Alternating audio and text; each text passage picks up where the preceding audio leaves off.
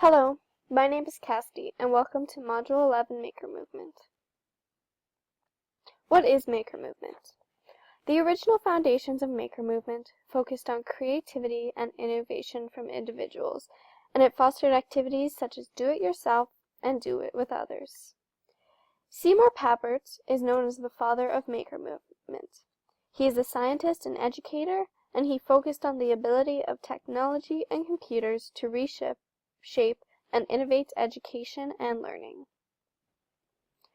Currently, the idea of Maker Movement in education, which we practice at the university, is that Maker Movement allows students to learn and demonstrate their knowledge in a creative way through use of technology. Maker Movement follows the idea of constructionism, which is a theory that believes in learning by doing.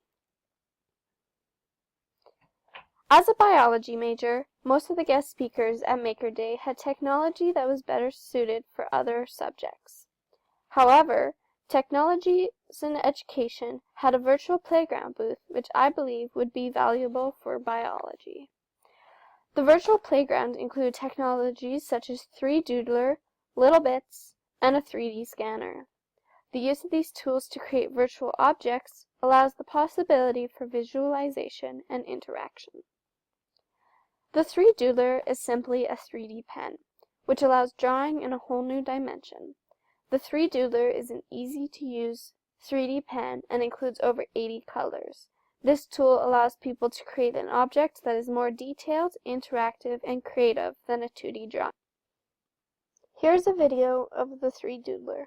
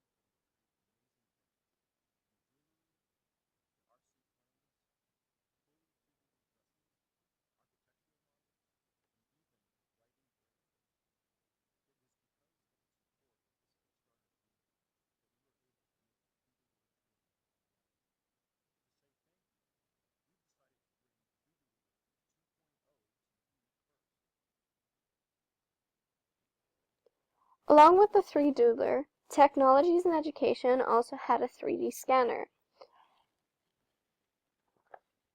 The 3D scanner is a tool which allows you to scan real-life objects and 3D print replicates. This tool gives the ability to create objects that are smaller or larger than the original. The 3D scanner can be used to scan objects big or small. I believe 3Doodler and the 3D scanner would be perfect for biology, which is a science where it is important to visualize what you are learning. These tech tools would allow the creation of virtual models of things such as plants, animals, body systems, cells, and much more. Here's an example of how I would use these tools in a Science 10 classroom. According to the program of studies found on the Alberta Education website, in the Science 10, one of the key concepts is cellular structures and functions and technological applications.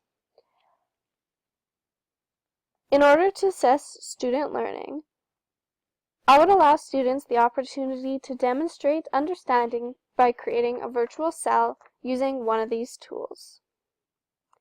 I believe this tool allows students the opportunity to be more creative and hands-on with their learning. I also believe this tool will allow students to demonstrate their progress and understanding in a more innovative and interactive way. By allowing more opportunities for students, we are giving them the opportunity to foster their own learning. Thanks for watching.